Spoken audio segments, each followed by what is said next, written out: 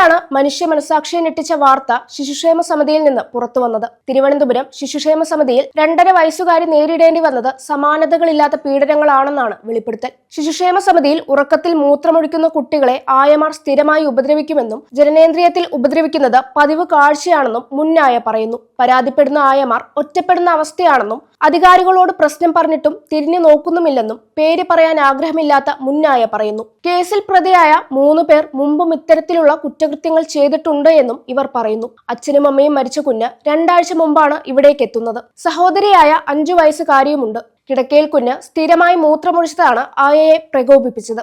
കുഞ്ഞിന് ഒരു പണി കൊടുത്തെന്ന രീതിയിലാണ് ആയമാർ പലയിടത്തും വെച്ച് ഈ സംഭവത്തെക്കുറിച്ച് സംസാരിച്ചത്.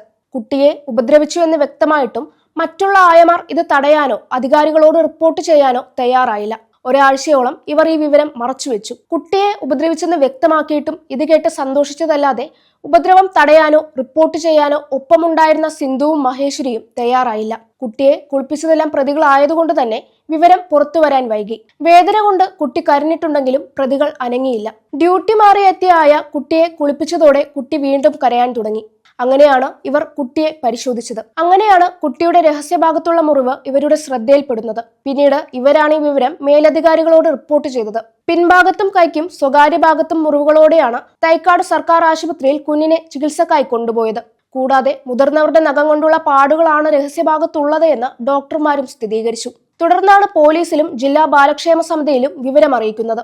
ശരീരത്തിലെ മുറിവ് ശ്രദ്ധയിൽപ്പെട്ടിട്ടും മറ്റ് 2 പേർ മറച്ചുവെച്ചുവെന്നാണ് കേസ്. സംഭവത്തിൽ 70 പേരുടെ മൊഴി പോലീസ് രേഖപ്പെടുത്തി. സർക്കാരിന്റെ കീഴിലുള്ള സംരക്ഷണ കേന്ദ്രത്തിലും ബാലികാ സദനത്തിലുമായി 130 കുട്ടികളാണുള്ളത്. 5 വയസ്സുവരെയുള്ള 98 കുട്ടികളും 18-ന് താഴെ പ്രായമുള്ള 49 പെൺകുട്ടികളുമാണ് ഇവിടെയുള്ളത്. മാസങ്ങൾ മാത്രം പ്രായമുള്ള കുട്ടികളും സമിതിയുടെ സംരക്ഷണയിലുണ്ട്. കുട്ടികളെ നോക്കുന്നതിനായി 130ഓളം ജീവനക്കാരാണ് സമിതിയിലുള്ളത്. 103 പേർ ആയമാരാണ്. ഇവരെല്ലാം താൽക്കാലിക ജീവനക്കാരും.